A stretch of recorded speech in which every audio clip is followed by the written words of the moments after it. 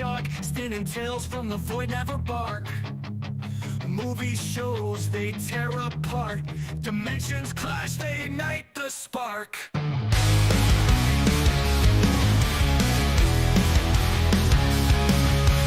Couch debates, turn the volume up. Set the chaos over for the cup. Alien worlds and twisted scenes. Banter spreads like electric dreams. Outer dimensions strike away. Train days set flames ablaze. Discussing bits and cosmic plays. Beyond the stars they find their praise. They find their praise.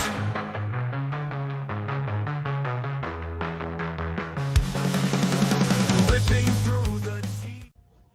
That's all right, guys. Welcome back again to another edition of the Outer Dimensions podcast, featuring the brothers of deconstruction, Dre and Dave. We're back again, guys, for another episode. Remember, come join us every, and I do mean every, Friday night at 10:30 p.m. Eastern Time to join us, or just catch us back on the Replay Squad. Hashtag Replay Squad, guys. So let's go ahead and check out, see who's in the chat. We have Ultracarzilla saying, in the house marks 4 years of me being on Instagram and 4 years of creation on my YouTube account. Congratulations. Happy Congrats, man. anniversaries. That's always a good thing. Yeah, celebrate those milestones. We got the Mega Demon Collects saying, hey, yo. So, guys, this week we are talking about something that we all talk about, let's be honest. Remakes. We're talking originals and remakes. Who did it better? Were there good improvements? Were there sacrifices and stories? We have a lot to discuss in regards to that. And this week, Dre and I are going to be talking about two classics. I don't even know if we can call them cult classics. I think these are just, the originals were definitely masterclasses in horror and suspense and thriller. I think all of the above pretty much cover it. What do you say, Dre? I agree 100%. I think that you cannot argue. You're breaking up there. You're coming a little bit garbled. That's weird. That shouldn't be. And, you know, it's so many issues. So, it's a day on our line.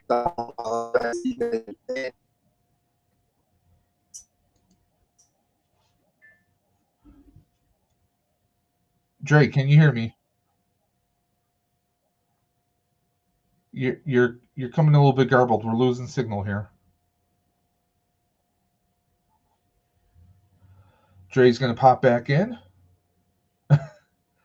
No, I don't think it's Skynet coming after him, but he should be popping back in any second now, guys. We'll wait for Dre to kind of resume. Dre, are you there? You're coming in. Say something else. Coming in a little garbled. There you go. We were showing one bar of signal for you right now. It looks like your signal's going in and out.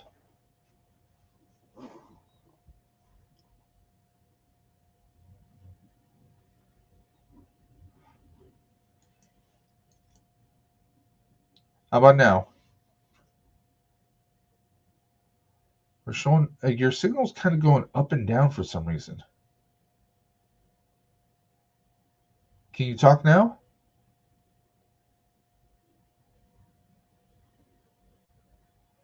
Okay, we just saw Dre move his head.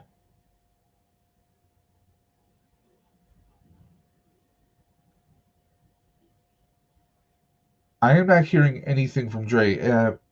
Ultra and Mega, can you hear Dre at all?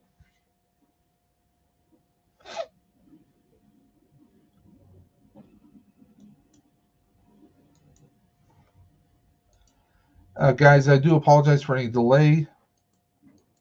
Looks like there's some audio issues, some signal issues happening. Dre, can you hear me? Put your hand up in the air if you can hear me. Okay. Dre can hear me, but we're not hearing Dre at all now.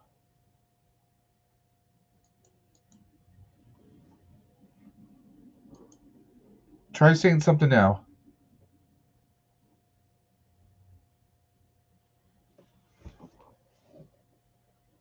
Hold up. I'm going to see if we can do something a little different here. I'm wondering if there's something wrong with the platform itself. Guys, I do apologize for the technical difficulties. I'm going to try and do something a little different here.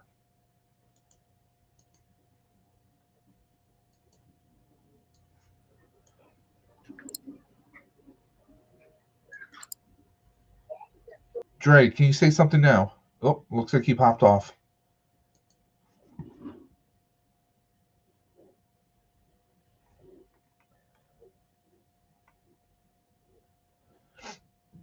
Let's see if we can get Dre back.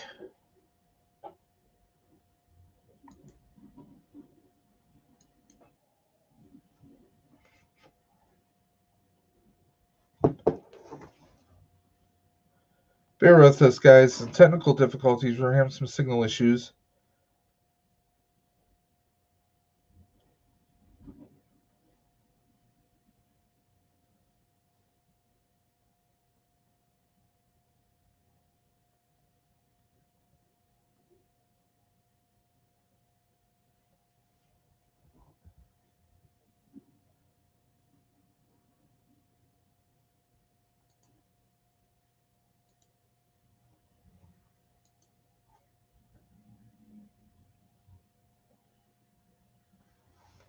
Bear with us, guys. We are going to be continuing with the stream here. I'm actually getting Dre to see if he can get over to his Discord, and then we're going to see if we can capture the audio that way, guys. Sorry for these technical difficulties. Dre's also in the process of moving this week, so I don't know if we're hoping that the internet will be working better for him in his new location.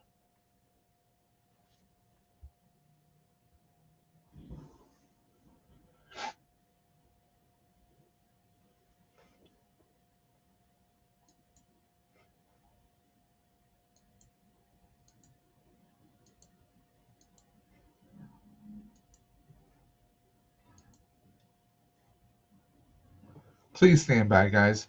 Sorry for the delays. And guys, also, if you want to catch up on the Outer Dimension podcast, all of our previous episodes are available on YouTube, and we are going to be making sure that they are converted over to podcast format so you can take them on the go with you. Excuse me. Ultra Garzil saying, or worse, it could be Legion ruining Dre. I don't know if Legion has any chance. We'll see. Just waiting for a response.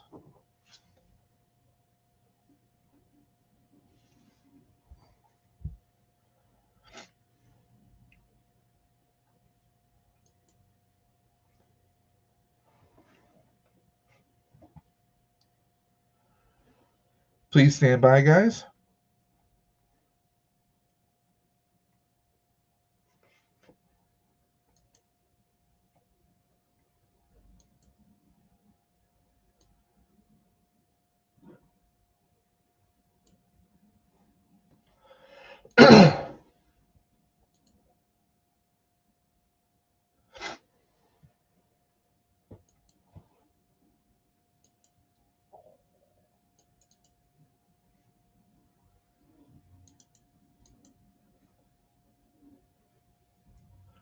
Sorry for the delay, guys. Again, we are waiting on Dre to see if he can come on.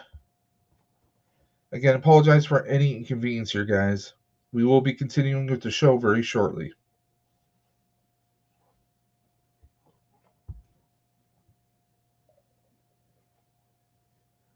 In the meanwhile, I hope everyone's having a great day. Hope you're got some fun stuff planned for the weekend. Right now, we are dealing with tons of snow here in Western New York area, Grand Island. Hoping weather will start getting a little bit better soon, getting into February. Also getting ready to see Captain America: Brave New World. Looking forward to that. Hope you guys are as well. And Dre and I are looking at possibly doing an episode centering around that, but we'll see what happens.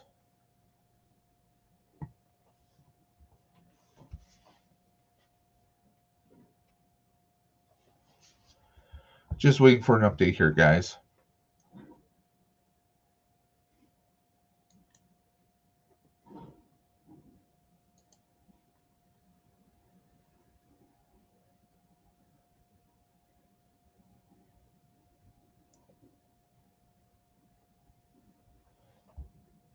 Who knows? Dre may be rebooting the internet. We're just waiting for a return. Legion is the successor of Skynet and responsible for the creation of the Rev 9 Terminator from Terminator Dark Fate. There you go. A little bit of Terminator folklore there, courtesy of Ultra Carzilla. Thank you very much. We'll give Dre a couple more minutes here.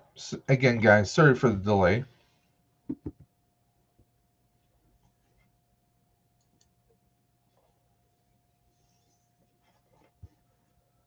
We are just waiting to see if Dre pops back up.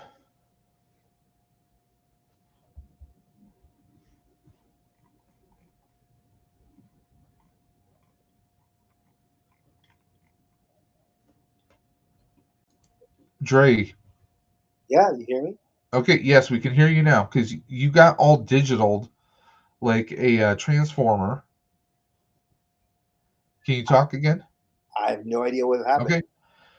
If that happens again, I want you to go to your Discord, and then we can capture audio that way to see if that will work. Just as a backup in case that happens.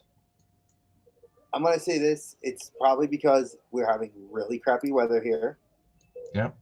And, I mean, no one else is on the internet except for Peanut watching Coco Melon. Literally. There's, like, nothing else on. Like, well, let's go ahead and get the show going. Sorry, people. I'll While be out it's of working. here. While it's working. And like I said, Dre is moving next week. So hopefully the new location will be bigger and better. We are having literally like almost 2.5 times the speed I paid for. So there you go. Dre's getting bigger and better and faster. He has the technology. Oh, they built them better. Best believe. So, guys, Outer Dimensions Podcast 2025, Episode 2, Horror Remakes Candyman and Poltergeist. Not to be confused with the Poultrygeist. That's a whole other thing. Oh, Lord. We don't need to mess with exploding turkeys and demonic birds of prey. We don't need that. Yeah, let's not go there. Sounds like a supernatural, Klingon-centric Star Trek episode. Jesus. Yes. Demonic birds of prey. So, guys, if you are a horror fan, if you love suspense, I mean, let's be honest. Candyman. Don't say his name. Hey. There's only one Candyman. And rest in peace, Tony Todd. Exactly. Rip. And Poltergeist. I mean, Steven Spielberg's foray into his entry into horror or suspense. And I think that might have been the only horror one that he's actually done. Yep, Jurassic Park. So, unless you count Jurassic Park. I think that's more like sci-fi suspense, and that was more of an adaptation from Michael books, though. Yeah. But again, that might be something that I would consider if he's had his hand in. Yeah. You know. But also, given all the myths or the superstition around the movie and its sequels, who knows? Maybe that was enough to keep him away. But guys, let's go ahead and get this party started, right? Dre. So, one of the things about Candyman is you have to understand its origins. And I love that there was a comic book that came out the same year as this film. I was 14 years old when this movie came out because I was going right into high school. And I was actively collecting comic books. And I do remember there being, if I'm not mistaken, it was Dark Horse Comics, which no longer exists. They were the ones that were releasing this as an ongoing serial, kind of in conjunction with the film. But it's actually based on a book by Clive Barker, because a lot of people don't realize a lot of these horror artists, that I like to call them, are fans that were people that wrote novels or novellas much like Stephen King or Dean Koontz, or other people you can think of in the genre. And Clive Barker, who obviously is very well known for I several mean, films and comics that he's done. he's probably. I mean, you hear Stephen King, you hear Dean Koontz, you hear so many horror writers, but a lot of people forget that. Oh, they know. Oh, this is a Clive Barker film. It started as a book, like Dre said. A lot of people don't realize a lot of these films were based on original stories written by him, and he is such. I don't want to say this, but I have to say it. I mean, some could even say in some circles that he rivals Stephen King in some circles. I can't compare. If You can't compare the two. Like, yeah, if we're gonna go based on that, because I've read a lot of Dean Koontz, I've read a yeah, lot of Stephen King. King is he's tied to his town and the mythologies around yeah, his town. So it's more like Appalachia in that kind of like mythology. Like, a lot of people have written stories in Appalachia. Like, that's kind of how King takes it. Like, that town yeah. is like Derry is the He's set more is rural. the He's some small town, more rural. his Whereas son, like where his Clive son, is urban. and where you have to look at his son, his son is gone more into the mythos of going very into the lore of a particular creature, and then creating a story around that lore, Yeah, which I think is interesting because his son doesn't acknowledge, he doesn't even carry his name, so his son's not King. He actually wrote no, for DC Comics. I think I mentioned it on my channel a while back, but you have to look at Clive Barker was also the godfather to, Hellraiser. You know, I mean, it's like Pinhead and the whole I demonic mean universe that Hellraiser, Mass? What was the illusion movie? the Masters of Illusion. Master Illusions, starring Scott Bakula, actually. Yes, I mean, he's Clive Wishmaster. Barker's just done so much. I mean, again, also if you look at it, all takes place in the world of demons, the world of Djinn, the world of Yes, magic, and the dark side of magic. It's he's more tied to a worldly view of that culture, where King was more tied to a centered, and a lot of people feel, and it's not, it gets a lot of negative press when I say this, racist kind of undertones, like Green Mile, yeah, or how in Derry there was only one person of color, which eventually that is something that we will cover. If not here, I'll cover it on my channel, because you guys know that I am doing that whole representations thing, and I think Dave and I would love to do a whole yeah. representation in films kind of series here. If that's something you guys would like us to do, comment below and let us know. Be- But let me continue with this. So Candyman spawned 3 sequels. Now the 3 sequels are loosely tied to each other. The actual film that was released in 2021 that Jordan Peele and his Monkey Paw Studios was a part of, that film is a direct sequel. So all the characters that are mentioned in this film, in the first film, are directly mentioned in that film. So think of it much like The Crow. The Crow had City of Angels and Salvation and mm, all these other films, but those are like loose sequels. And they said that the TV show of The Crow was actually tied more to the actual first film than it was anything else. So I'll leave that to you guys. Correct. Now, obviously, when I look at budgets, I'm not going to get into the actors yet or the actresses. We're going to talk budget, because I love the research on the money. When you look at what the money was then, $9 million Which is in nothing now. 92, it is 20.5 million. Think of that budget. 20.5 million is what we would consider an independent project nowadays. Do you guys hear what I'm saying? In 2025, that Yes. would be considered an independent film. Well, let's also take a look at 1992 to Versus now. 2025. I mean, Yeah, that's 30 how what, many 33 years? decades? 33, Yeah, 3 decades? 33 three years later? 30 years later. So, I mean, that speaks volumes. For me, Candyman also, let's be honest, this was the first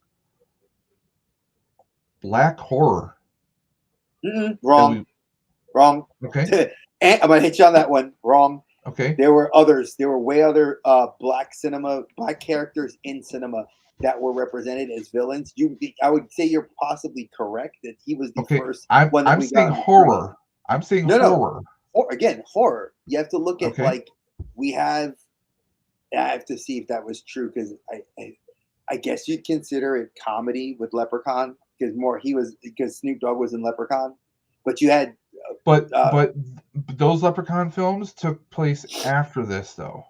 that's true. Okay, so then I would say you know what Ah, upon further research, upon further research, I will have to dig into this to see if he was the first because I think because Blackula what would technically be the first from the 70s.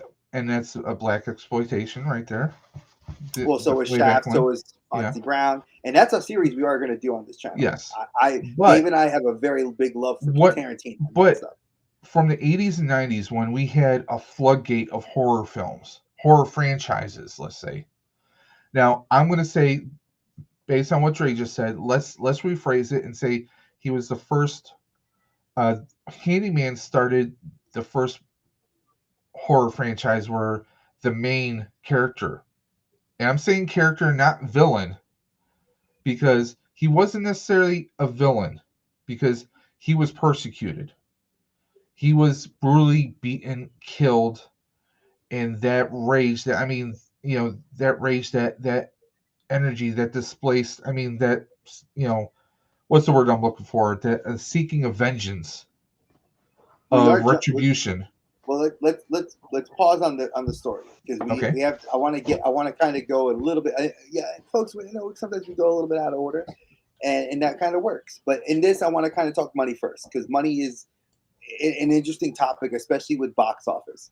Right now, if you guys follow, obviously Archer on and what he does on his lives, he keeps a very meticulous. Shout out to you, Archer, for keeping a meticulous record of all box offices and sees how they press against each other for month, for the year. I know he's starting to take from us because he's mentioned it to Dave and myself that he likes the work that I'll dig deep into the financials. So when you look 25.8 million, even back in 92, that would be considered a box office flop because it's not generating the same income that it costs to make the film. It generates maybe you're saying it's loosely close to 3 times. Yeah, that's loose. But think about what they were looking at, and this is a figure that includes your global box office. So, hey Kenzo, and one of the things I love about looking at the money behind this was it was a lot of, and Dave and I think Dave is one that's mentioned it a lot, and I love it. Body horror. This is a lot more suited. This is not like they're using set makeup and costumes and a lot of the Practical effects. Thank you. See, I knew it was on the tip of my tongue. Practical effects that make this film what it is.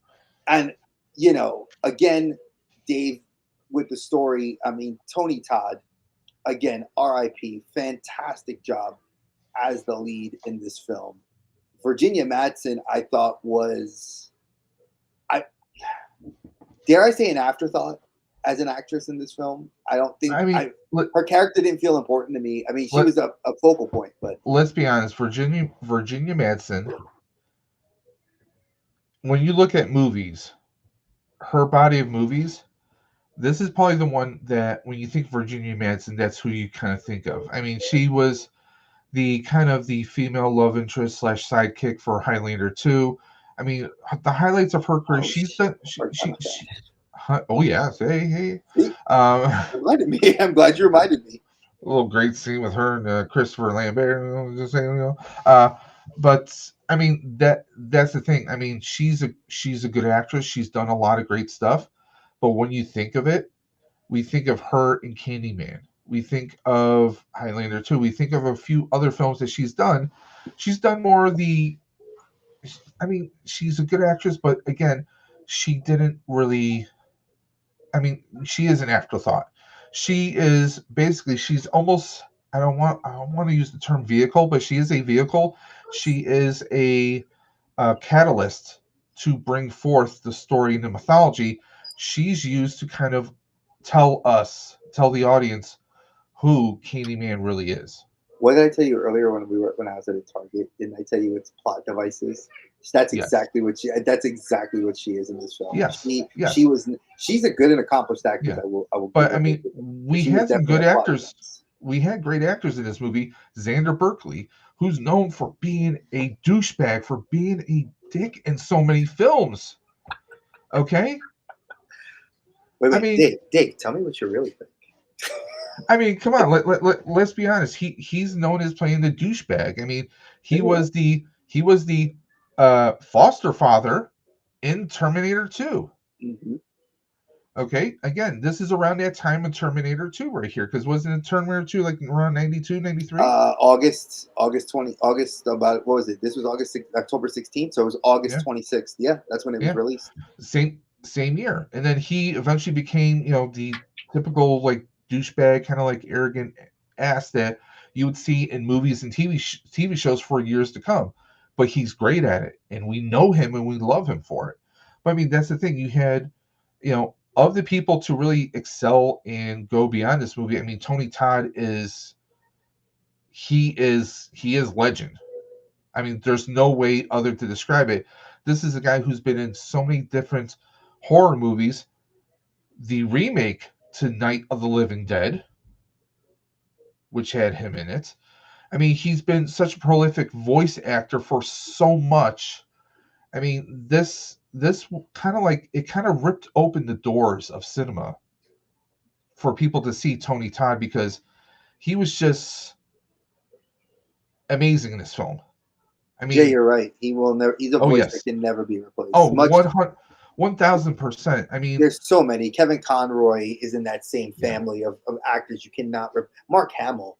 You yes. can't I mean, replace those voices. no. I mean, Tony Todd. He's voiced so many villains, heroes, video games. He's been everywhere. I mean, I remember seeing him as Worf's brother on Star Trek: The Next Generation, Kern.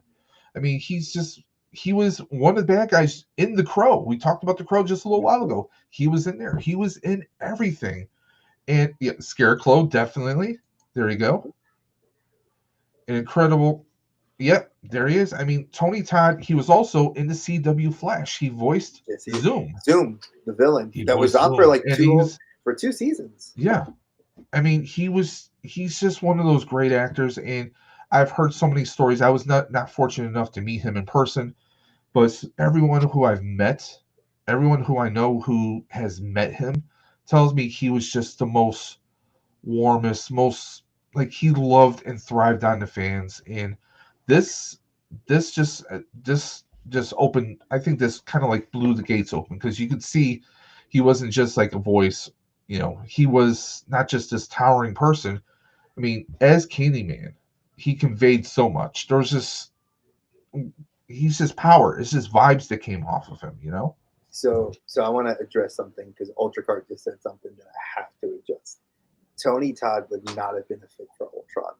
I'm sorry. As much as I love Tony Todd, the pick that they had for Ultron was perfect.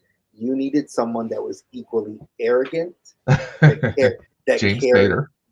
James Spader, who can put a master class on for every film that he's Yeah. been in, and The Blacklist, which was in a fantastic show with a shit ending, which we'll eventually talk about that. Don't get me started about that. Yeah, exactly.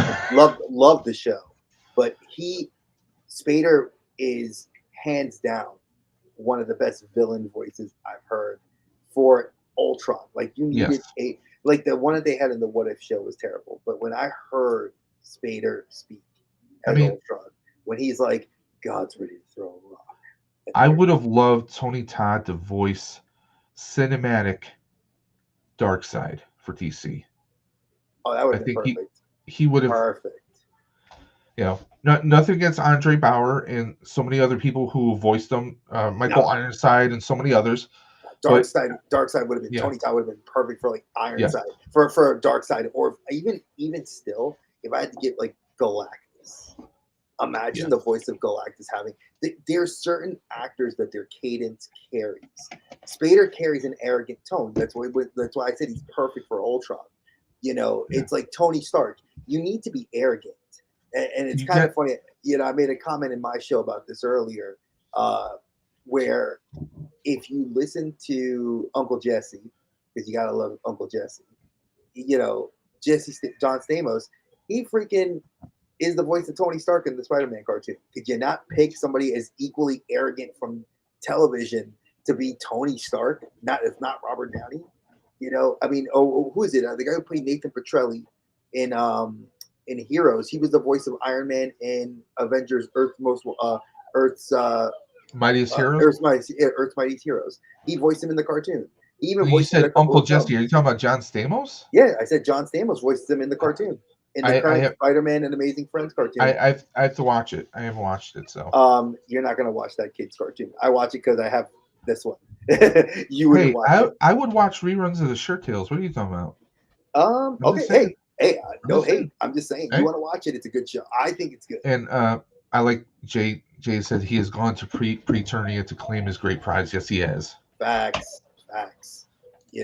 But again, Dave's 100% on point with it. Like there's when you have a plot device, and this is kind of one of the things that we've been wanting to do when we decided to revamp the show, is not just give you guys our opinions, but kind of go into a little bit of the thought processes that we see analyzing these films. Because I don't watch a film like the average person anymore. I don't.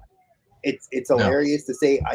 I would say before Dave and I did this show, I watched it with like a little bit of a different eye, but I still watched it to go.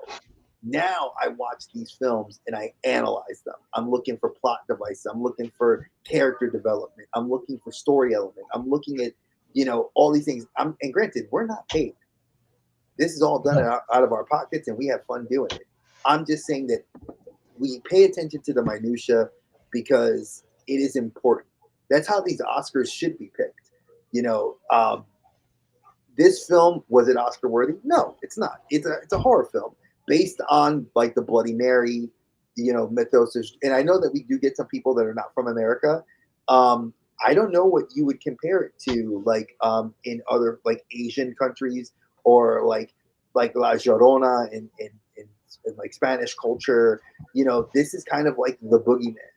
As for all intent and Yeah. purpose, it's like summoning the boogeyman, and the It was boogeyman it was takes. more of a it was an urban, pardon the phrase, hood boogeyman. I mean, this was, to me, this, I think, compared to movies of the time, comparing to movies now, I think filmmakers now, the newer filmmakers, this is something you should have sat down and watched with the lights off. This is one of those movies. I think Candyman. Don't watch his lights off. It's It's scary. it's I it, still it don't. I think it's something that should be considered kind of a masterclass film. Is it Wow, perfect? No. that's you're giving it high praises. Well, I mean, the visuals of the bees, the hook, his I mean, just, to me, I mean, considering 1992, I mean, think of the horror movies we had back then. I mean, it was a lot of Michael Myers, Freddy, and Jason. There And was multiple sequels of those, yeah. So you were already so I experiencing mean, what, like, like don't fifth get me or wrong, fourth or fifth I films. love Freddy Krueger. I love Nightmare on Elm Street because it's cheesy, it's corny, you have some laughs. The sequel to Texas Chainsaw Massacre was kind of a dark comedy in a way, okay? Jason and Michael Myers, it was regurgitated plots over and over again, stretching it out really thin. Candyman was just kind of like, it was a slap in the face. It was eye opening. It brought so much to the surface, and I think that kind of started, maybe, I don't want to say an evolution, but it definitely started a revolution, I think, in the way people approach horror films. We started to see your Hellraisers. We started to see more different stories. We saw that, a horror movie wasn't just a slasher flick. It had substance to it. We had more stories developing, I think, at least with some of the better films. See, and I'm going to argue against that though. I think Okay. that I think the '80s actually produced better horror films than the '90s did. I think that this was a good film as a breakout from the tropes that were happening at that point. I mean, you were contending with Terminator 2, Judgment Day. You're contending with Blade. You're contending with you know, Punisher, like, which granted was a direct to VHS film at that time. But I mean, in the early '90s, you were contending with Teenage Ninja Turtles, Jurassic Park 1, the original. Yeah. You're going against a lot of people, and Hellraiser was '84, so Hellraiser's 8 years before. So Clive Barker had already at that point, I think Hellraiser 3 was already coming out at, I think, '93 was Hellraiser Hello. 3, and you Hellraiser know, 3, Hell on Earth. yeah, and then Yeah. you had Hellraiser 2 with Terry Farrell. Great job. Thank Hellbound. you. Thank you for bringing her into the world because she was gorgeous. No You know, relation. you know. Hey Archer, what's good? Good to see you, brother. Nerd affiliated. There's the And man, the myth, the nerd himself. I guess you know what? It's almost like Joe Hendry say his name and he appears. We complimented him and Yes. he appears. But again, the plot device that they used in this film was very, again, and I know Dave is trying to be very politically correct, and I agree. Yeah, this film was not politically correct. It was very much in the No. vein of what was going on in the '90s, which is a rise in urban culture, and I'm going to say it hood culture because one, I'm not going to call it urban. I'm Hispanic. It was a rise in culture that was the streets. If you were from the streets, you wanted to wear like backwards, like a backwards cap, and you wanted to wear your pants all saggy. They were doing that in these films. It was a rise in use of slang in films. Hey, I feel targeted here. You should. But in a sense, it's like this is what the genre of film you were seeing. And I think Candyman was trying to be like, from what I watched of the old film to watching the newer film. I've never seen the sequels. I've never wanted to watch the sequels. I have no interest in them. I saw the But second one, and that was it. I couldn't even go that far. Like Day of the Dead got me interested. I was like, ooh, is it like tied to Mexican culture? And then I read the wiki and it was like, nope. I was like, no, thank you. I'm done. Check please. Because at least this is tied to slave culture. And as somebody who's a historian, I think that's very cool that it's tied. It pulls in this idea of, the slave and slave culture and an idea. And I don't want to say culture because slavery is not a culture. It's not No. it shouldn't have ever happened. But the fact that they were shining a light on this and using it as a way of a spirit of vengeance, kind of like a revenant from Dungeons and Dragons, the creature that comes back from the dead to right wrongs, not as a hero, but in a vengeful soul kind of way, like a banshee from Irish lore. Yeah, folks, we can do that here on this channel because Dre knows that sort of stuff. So you can go into that idea of why he is, say his name 5 times, in the mirror and turn the lights off. Dude, I remember doing that. I was 14 years old when this movie came out. I nearly doing shit that in my school. pants. Yep. No, not in school. I did this. We would like go to sleepovers at my friend's house, and he'd be like, "Dre, go to the bathroom and lock the door. Go in there and say the name." And I'm like, "Fuck you! I ain't doing that." I was like, "Hell no!" And I'm not gonna lie, it was scary because it was not like Beetlejuice, folks, where you'd like Beetlejuice, Beetlejuice, Beetlejuice. No, this was like you summoned a demon, and that demon came, and he left a nice mess in and of its place. But again, also runtime is something I want to bring up too.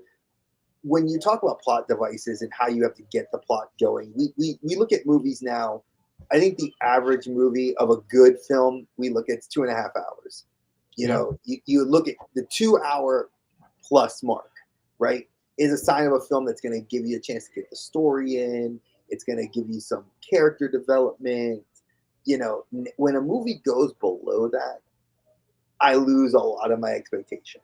I go in and start saying, what am I really gonna see here? I'm gonna see like wrestling, high spots. I'm gonna see lots of action or lots of violence, very little story, or the story's gonna be so rushed, it's gonna be like hammered into this plot, and then it's gonna give me some sort of finish. It's sort of like going to fast food and do I want a hamburger from McDonald's or do I want the hamburger from Shake Shack? Or do I want a hamburger from a steakhouse? You know what I'm saying? Like there are 3 different, they're all the same hamburger, but it's different quality of what the effort is put into it. And that's how I'm going to say, like, you got to look at this in this Candyman film. Dave sings its praises. I'm not. I will not. Okay. because I think that it's a good film with inspiration from Clive Barker, which is awesome. But I think it lacked. It lacked something from me. It was scary, which it's like much like Jaws. It put the fear. I don't go in the ocean. I'm 46 years old. I have traveled all over the world, and I will not set foot in the ocean for fear of sharks. Jaws did that to me. Candyman, I will not shut a light off, and even when I watch the film, I have a light on. That's how much fear. Now that's a good plot device that you got where you Okay, were Roxanne. you're able to get that to be. I can't watch this film like that. But am I going to sing his praises? No. A master class in films is the one that we're going to discuss after these. That's a master class in films. That's a film like Alfred Hitchcock. And that's one person's opinion. It is mine. It is mine, but I can also say and you're entitled to it. Exactly. Opinions and assholes, bro. But I mean, also for me, like you said, we were 14 around that time. Exactly 14. So I remember going to the movies with my friends and seeing this. I remember we were talking about this for the longest time ever. I was not allowed to go see this with my friends. Well, see, that was that was the thing. I mean, this, me, I grew up watching nothing but horror movies, so that's, we were always down for that. And for me, there's nostalgia to it because I remember how we all talked about like all these. But now, mind you, I grew up in the east side of Buffalo, which is predominantly hood area. Okay, all my friends were black. All my friends were African American. So this was the film that kind of just ripped things open for the longest time. So for me, this hits on a lot of levels. Wait, come here. Does it compete with normal movies now? No. Probably not. But for me, it was good. I enjoyed the mess out of this film. For me, this is one of the. For me, it hits. I'm sorry to interrupt you. Your niece would like to say hello. Say hi. Hey, Peanut. She was eating pretzels. There you go. So yeah, I'm sorry. I didn't mean to interrupt you. She just wanted to say hi. No, I mean, and see, for me, it brings back so many memories. And Tony Todd was just. I don't want to say hypnotic, but he had that presence. So for me, it hits a certain way. When you say Tony Todd, the first movie that pops in my mind. It's not Candyman. It's not Candyman. You know which one it is? No. The Rock. I don't listen to soft ass shit. That's the line I remember from him. So he thinks of a Nicolas Cage movie. So yeah, I know. I think of a Nicolas Cage movie. But hey, Sean let's Connery. Move on. Let's move on. I love the segue. Did you love that segue, folks? Comment below if you like that segue. We're moving on to the next film. Candyman 2021. Now, like Dre pointed out, okay, this is written by Jordan Peele, Win Rosenfeld, and Nia DaCosta, which was also the director of this film. Here's your budget: $25 million US dollars. Box office 77. So it definitely made its money. Definitely made money. And this was streaming too. So yeah. And just a little tidbit, I didn't go back 4 years to see what the economy was like because this was post-COVID. So kind of the economy hasn't really changed. So like it only went up like I think $1 million or $2. Like it went like 2 million up when I did the conversion. So I kind of said it wasn't that. I didn't feel that was significant. To me, like 5 million and up is significant. But at the same time, Dave's right. Like, and I know Archer, you've said this several times on your show. Box offices are very much impacted, especially at the time post-COVID, because streaming was the main source of how we got movies.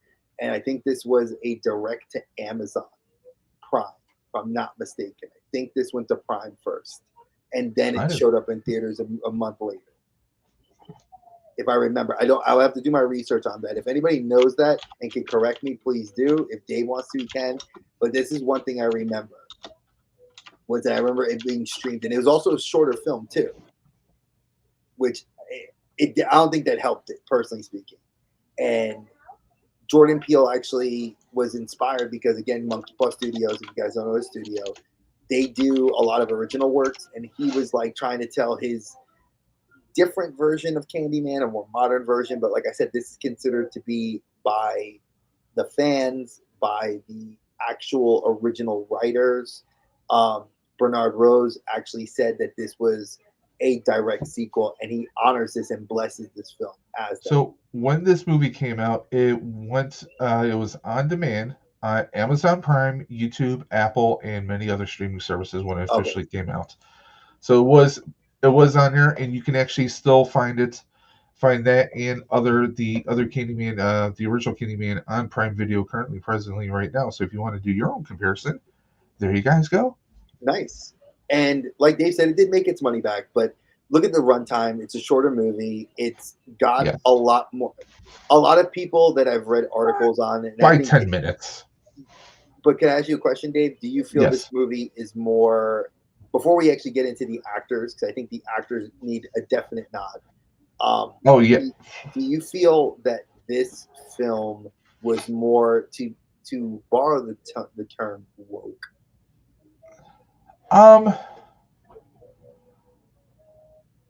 As far as it being woke, I mean, there were sprinkles of it. I mean, that there was definitely certain, like, I mean, certain characters you can see some wokeness, but I really didn't see it. I saw more representative of like your typical art gallery, your artistic scenes. But this, I mean, I can see where you can see wokeness from, because not everyone's gonna look directly for that, and I wasn't necessarily looking for that. I went into this film, like, okay, is this going to compare? Is there going to be a connection? So, I wasn't necessarily looking for anything like that, but now that you mention it, there definitely were layers of wokeness to it. Oh yeah, I wasn't looking for it. It was funny. Yeah. I read articles after I saw this movie. Then when I watched it again, before, obviously, like you and I do our homework, we rewatch the film before we get on the show, and I rewatched it, and I was like, God, I really wish I didn't read that article about it being woke, because it's like now it's like I'm just seeing it slapping me in the face, like all over, all here. I'm seeing everything, and it's not a bad movie. So for anybody thinking that I'm gonna like shit on this movie, I'm not. It's not bad, but it's not good at all. Like, I think it's okay. I don't think it evokes that same fear that Candyman, the original film, gave. Like, that's me. Here's the thing. I love, there are some good actors in here. Mm-hmm. Holman Domingo, one of my favorite actors. Okay, he's awesome in everything he is in. Mm-hmm. Fear the Walking Dead. I mean, just you throw him in anything. He is a great director, writer in his own right, an actor on stage and screen. Action hero currently on Netflix. He is amazing in everything, and he is our source material. I don't want to say source material, but he's our storyteller. And this Candyman movie, it's not a reboot or a remake. It is a continuation with the mythology. And the one thing that it does tremendous with is it embraces its legacy, its lineage, because we do get the retelling. We get to find out who the original Candyman was and how there was different candy men who appeared, or candy persons, I should say, who that appeared over the decades and the ages because of wrong situations, an innocent person being killed because they fit a certain profile. I mean, there was that. But honestly, you think it was like The Crow, like where Candyman was more of like a mantle, and that like it was like some like Crow, like Brandon Lee, R.I.P. and he dies. I'm about to flip it a little bit on you. Ooh, okay. Okay. Yes, there was, because if anyone who is a Crow fan and read the comics knew that there were different crows that appeared over the ages. So yes, there is that right there. But they borrowed from Freddy Krueger in Nightmare on Elm Street. Did you notice? Yeah, I noticed. Okay, Dre, tell me what I'm referring to. Oh God, I'm not going to, because there's too many references that I felt like were nods. That okay. Almost, okay. I'm Okay, curious to see what you're going to say. let's see if it was, because when our protagonist meets Coleman Domingo's character, and he starts to be told, or because originally it was the brother of his girlfriend Yes. who told the first story of Candyman, and he was intrigued by it, and he goes searching through, where, because the whole area was gentrified, so it doesn't exactly look the same, but the original, uh, you know, low income housings that the original Candyman took place were still actually there. Those were the original buildings, I found out. Yeah. Because when I watched on Amazon Prime, they have the X-ray, so it gives you all the little tidbits and little information about the film. Ooh. So those were the original buildings. So that was very cool that that was still there. So when he's there, he comes across Coleman Domingo, and Coleman Domingo tells him of a story from when he was a kid about a person who is a Candyman and was wrongfully killed. And that prompts our protagonist to go deeper and deeper. And then eventually it turns into the storyline where the more you're hearing more about this, the more the legend, the more the villain, more of the spirit is kind of being brought back to life. Same thing happened with Nightmare on Elm Street movies. In Nightmare on Elm Street Part 3, they had the storyline where they changed the name of the town. Kids who were having nightmares were being sedated so they didn't have dreams. They were trying to erase Freddy Krueger from the culture, from the local town, so that nobody would ever remember Freddy Krueger. And in a couple of Ah. the later movies, that's the thing. Wasn't it So New Nightmare that did that also too? they not New Nightmare, but they did it in, I believe, in parts 3, 4, and 5, and also when they did Freddy versus Jason, because That since Freddy was forgotten, he decided he was going to get Jason Voorhees to come and to terrorize, and then to bring back the horror of Freddy Krueger, to make people remember Freddy Krueger, and that's when Freddy got his power back. mhm. So they at least that was my takeaway, is that by bringing back the name Candyman and then making people research and look into it, they were kind of giving Candyman a power up, if you will, revitalizing Candyman so that he could come back and wreak havoc and terror once again. And we do see that come to fruition in this film. I mean, to me, it felt hollow. It was a great attempt at kind of trying to revitalize, and with how the movie ends, I'm kind of curious to see what could happen more. But when it comes down to it, it still felt like the trend that we see in Hollywood. Oh, let's take this IP. Let's not just do it completely from scratch. Let's try and get the OG fans involved. Let's not make it a complete reboot, but a soft reboot where we're still acknowledging the past, and that the past actually happened. So let's keep that going to try and get more, because ultimately it's about making money. And we see this trend in Hollywood. Let's redo everything. And by the way, guys, we will be visiting that topic of whether things should be remade or not. We will be doing that on future episodes. So stay tuned for that. A little teaser for you guys. Definitely a good But teaser. to me, it felt like it was part of it was hollow. You can kind of see where things were going. Some things were a bit predictable, and I don't know. It felt like it could have been so much more. This Now, felt like it could have been so much more, and to me, it felt short. It felt very short to me. and I'm not going to argue anything he says because I agree with it that there was a lot of a deficit when watching this film.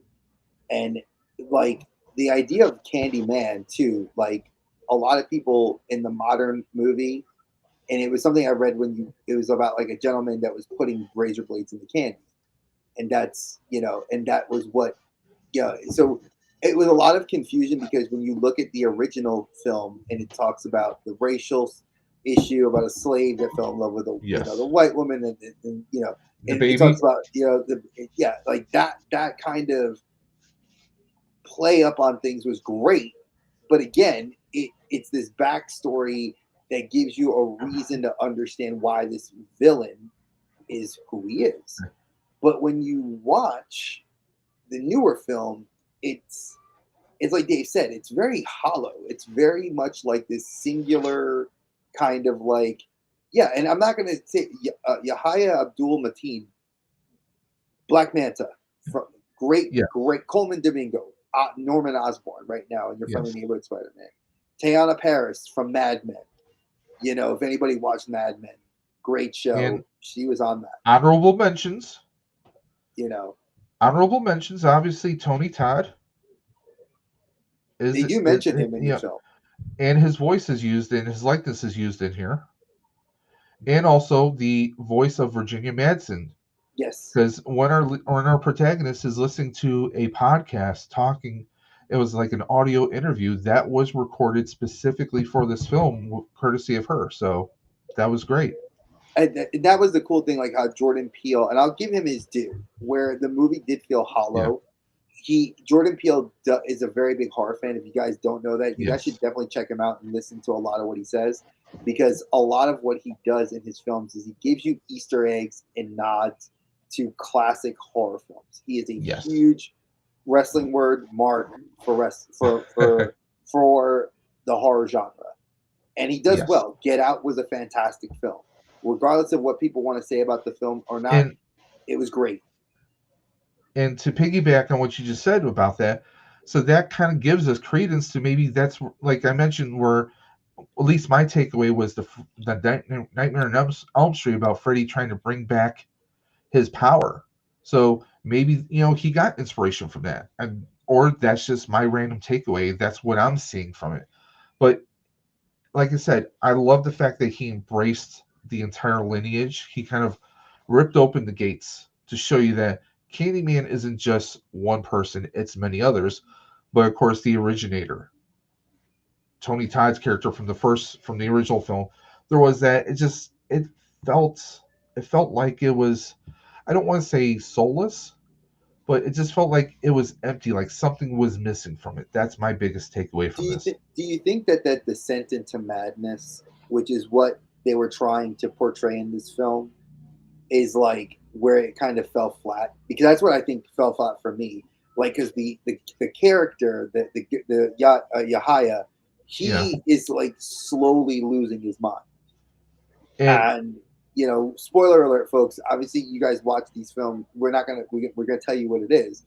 Yahya is the main character, and he's the one that's investigating all these things. But while you're investigating, you're seeing him investigate these things. You do see him begin to lose his mind and start kind of turning into this, the morphing into this, where I could see, like Dave is saying, it's more like getting that power back.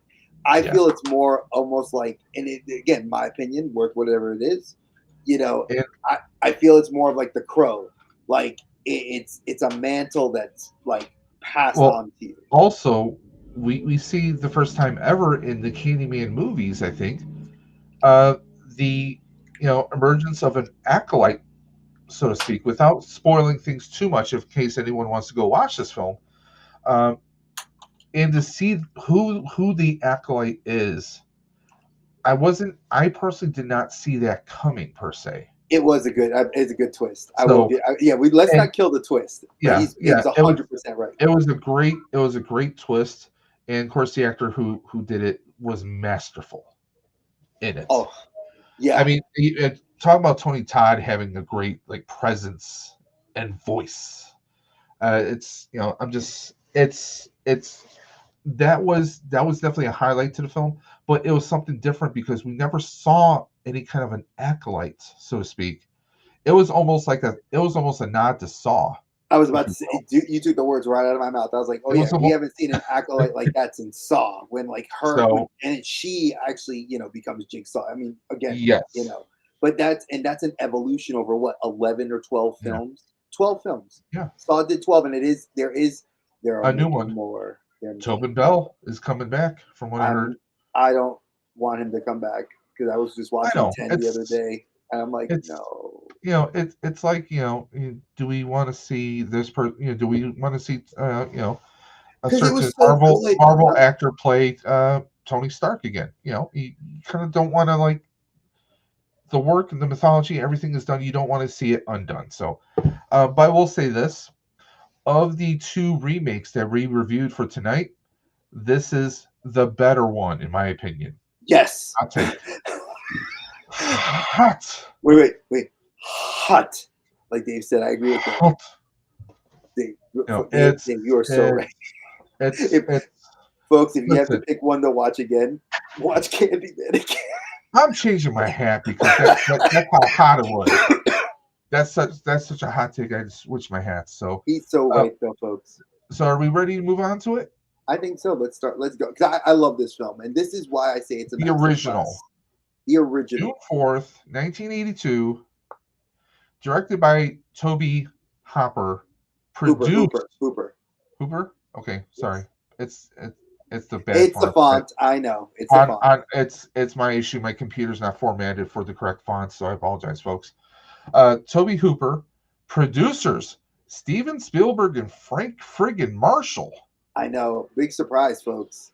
Frank Marshall. If you guys don't know who Frank Marshall is, he's best known. He's done a ton of movies. He's produced a lot of movies, but he's best known as the brother of Penny Marshall, the guy in charge of Happy Days, Laverne and Shirley, and a whole host of other shows and sitcoms throughout the ages. Steven Spielberg. I mean, this like I was talking to Dre before. Steven Spielberg's first and only foray into horror suspense thriller, excluding and we both agreed. Jurassic Park. But take a look at the cast. Craig T. Nelson. Wait, pause. Are you saying Jurassic Park when we were backstage? This guy right here was like, Jurassic Park is not considered a horror film. To me, it's not. It's not. It's sci-fi. I appreciate you gave me the nod and appreciate you there, brother. Thank you. So, I mean, to me, it's Jurassic Park is sci-fi to me. Okay. It's gonna be scary. I mean, if you want to go that route, then also Aliens is a horror film as well. It is. It is considered a horror film. So is Predator. Even though there's sci-fi elements, it is considered horror sci-fi. But starring Craig T. Nelson. Now, those who ever watched the sitcom Coach back in the day, and he's been in. Of course, he was also in Close Encounters of the Third Kind, if I remember correctly. But probably our audience, if you are newer and you are younger, you'd probably know him better as Mr. Incredible from The Incredibles. And also as the love interest for Shelton's grandmother on Young Shelton. That's true. Yeah. So you would know him from, if you guys are relatively young, because I do know that some of our audience that listens would appear, you guys would know him from there. But we, as the older guys and girls that know this stuff, this is where Coach is a great show. Gen X. Coach was such a great show. But and well, I mean, come on, Coach had his assistant went on to being Patrick on SpongeBob. I know. But I am a little disappointed in my brother Dre today. Why? What are you disappointed about? How could you leave out Heather O'Rourke, who played Carol Ann? There was a reason I'm just saying. Out. So rest in peace. I'm not saying anything bad, and this is why. So Dave went on his very big soapbox about this film, Candyman being one of what he considered a masterclass, and I don't know if it's my teacher brain thinks a master class has to be something that makes me in awe from start to finish. You have to give me everything. And this film is that. This film gives you a solid story. It gives you an idea. It gives you the plot devices. Carol Ann is the plot device, and really what's scary is not the elements. It's the elements of the film, from the cinematography to I remember my grandparents and my parents having a TV that size, that same style. We call them console TVs, yes. Yeah, those were the old console TVs, folks, in the late 70s. We were the remote control. And yeah, exactly. Go push the buttons, or spin the dial on it. Hold the antenna and stay right there Exactly. for the Y'all next don't 3 hours while they were watching a football game. Come on, bro. y'all don't Uh, know, but that scared me, and that was something when I think of the practical effects in here. that's again where it's horror We didn't films have that are master CGI. classes were done. Hitchcock, practical I effects, mean, lighting, sound, music. This had all of that. And I'm not going to give credit to Spielberg because he's a producer. When I'm looking at the director, the way he had the characters act, you were afraid. The family was scared. You watch this film and it's there was no green ambiance. screens. The ambiance to this film. Yeah. If you want to talk about a film that makes me afraid when I watch it, like it puts that fear in me, this film did it. And the only other film besides It for Clowns, I would say, is The Ring. Not the Okay. the crappy one we got here in America, the Japanese version where you see her come out of the television and do the crawl and the breaking of the bones. I've That seen some makes cosplayers do that too. my hairs on my arm are standing up just thinking about how scary that was. I This mean, is that level. They're here, and you were like, again, it's the chill factor, the one that they say makes your blood run cold. This film is that, and definitely. in spades. I didn't see this when it first came out. I Oh, saw I this. saw this. I mean, we were what? Like we were 4 years old. There's no way I would have seen this at 4 years old. I saw this film when I was about 9 years old, and it ruined me for my. Again, I certain mean, movies you should not show your children, folks. This would be I one of mean, them. the effects in here. I mean, whether it's the scene with the chair sliding across the floor in the kitchen, Carol Ann right at like in this picture right here in the poster where she's up against the TV screen and she's hearing voices, or when you hear her voice coming through the TV was just eerie. Or how about the part with the braces I'm saying, when the wire dude, braces are yeah. extending and wrapping around? We People had wouldn't know about that the nowadays. scary ass tree going, just I mean, it had this was all practical effects. They didn't have green screen. They didn't have. I mean, there was a CGI version of stuff back then, but it wasn't used for horror movies really. This is all practical effects. Were you talking about Or the computer effects you're talking about? Wasn't it towards the end of the film when like the spirits are like leaving the house at the end and they have like that well, pillar of there is light? some, but I'm talking about like throughout the course of the Well, film, no, we don't really see I'm just anything curious what I really. was asking. Yeah, because I'm talking like CGI putting bodies and stuff. I mean, they had like skeletons and stuff like because also the mythology of those who haven't seen the original Poltergeist, it was this housing development that was built over a cemetery, but they never moved the friggin' bodies. That alone would freak anyone the hell out. Okay, that would freak anyone the hell out. And that's kind of the basis for all these bodies and stuff here, and all the ghosts and all the spirits. I mean, just everything was just so crazy and insane. And when they're able to get Carol Ann from wherever she is, the mother is the one that risks her life to go in there.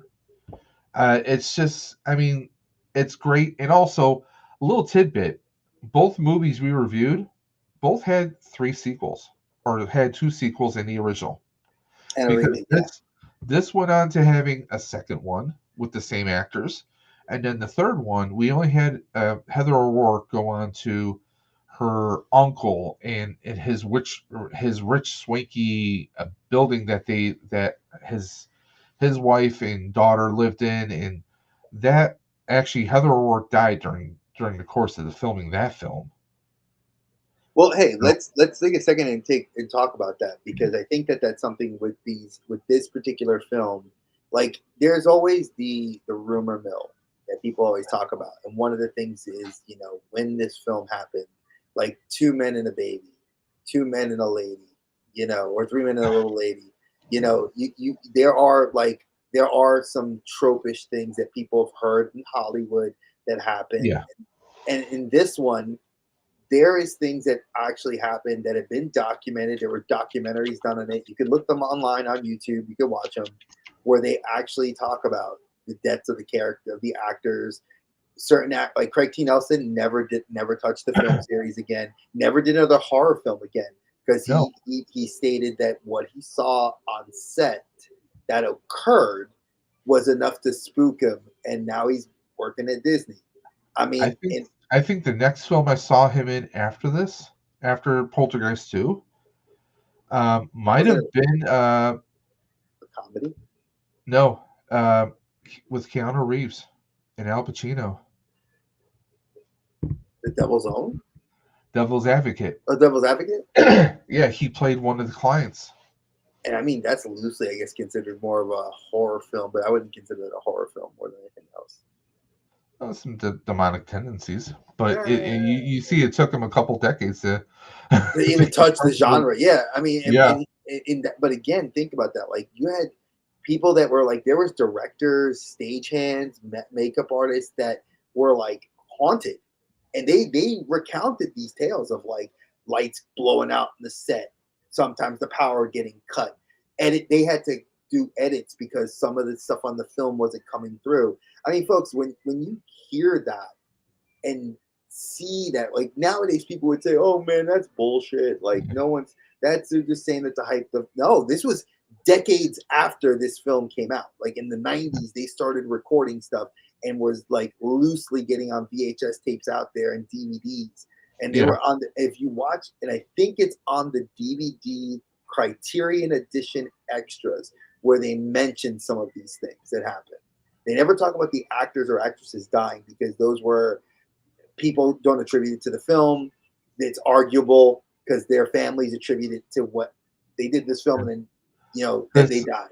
Because with Heather O'Rourke, she died in because she became ill in early '87, and she died in her family's home during the time she was filming Poltergeist 3.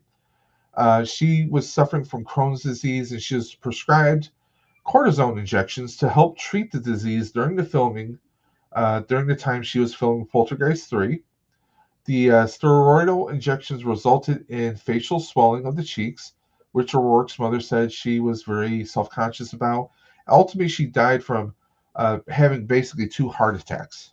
So she basically had heart failure that ultimately resulted in her dying. But also, she was one of those actresses where, you know, she had an aging disorder that pretty much kept her looking like a young child because she was actually born in, guess what year? 77. No, she was born in 75. Yeah, she would have been the same. She would have Yeah, been 50. yeah. She would have been 50 right now if she So was alive. so at the time she died, when she was in Poltergeist 3, she was 12 years old, believe it or not. So, yep.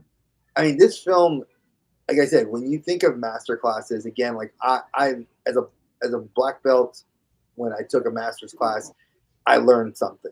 I got something from the actual course that I carried through the rest of my life.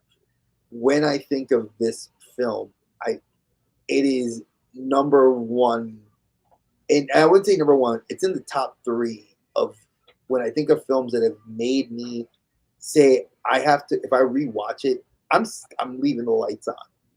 And it's funny because when you have a teenage daughter who's into the genre but doesn't know these, like she's like, oh, I wikied this, and she saw the other film we reviewed.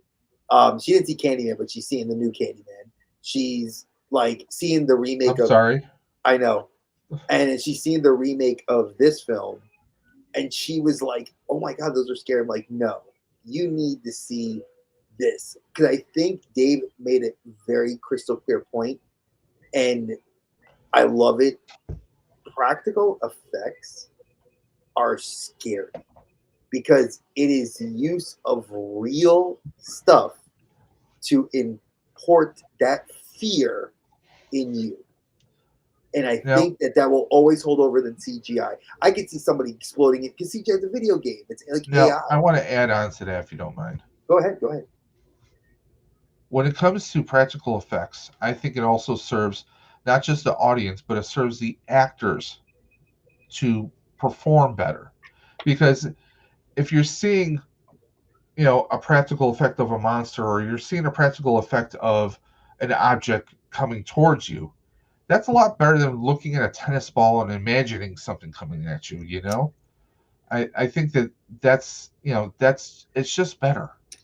I mean, it's just way better, and I'm glad to see some directors kind of coming back and embracing practical effects. I'm glad I to see it's some coming people making a comeback. embracing it. So yeah, I think you're right. It's making a comeback in Hollywood. If you guys have not been, and again, Dave and I take a different. It's funny because Dave and I will call each other after we see a movie, and we talk about it like the way yep, we're talking about it here, folks. We talk about it like this. We break it down in that level. Like, did the practical effects get you? Did what? Like, if, oh, it's too much CG. Oh, like I'm gonna go off on a rant here before we go into the next film.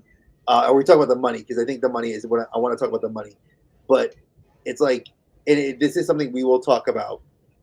Brave New World. A lot of people are mad at Captain America because they feel it's like 95% CGI, and I'm like, but we're kind of in an era where that's I don't want to say it's acceptable, but that's what the genre needs to call for. You can't practical effect a Hulk, not the same way like you could in the 80s. no, It just doesn't carry over well. It doesn't market well with toys and things like that. So I'm going to leave that because we are going to talk about that film the week after, the 21st. So we will be off Valentine's Day. And then on the 21st, Dave and I are going to discuss our point of view. So sorry, not sorry. If you didn't get to see the movie and you're not seeing it that first week, I give it a week. I'm fair. yeah, After that first week, all spoilers are off, folks. We're gonna be talking about it. yes, sir. So just So now, okay, I want to get to the money real quick, and then I'm gonna hit it. hand this, because the money is interesting. The budget again for this film back then was $10.7 million, 1982. 82. Which again, a lot of Superman 2 at that point. Yeah, Superman 2 was 82. Superman 2 was like $35 million. This was more money than the original Candyman in '92.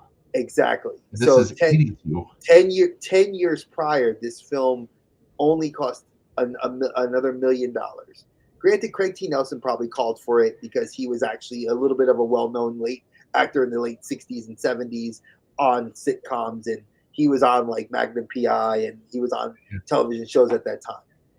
But when you look at the money to now, $34.9 million, again, that would be a budget that you would see that they would say, oh, that's an independent film. Look at the box office.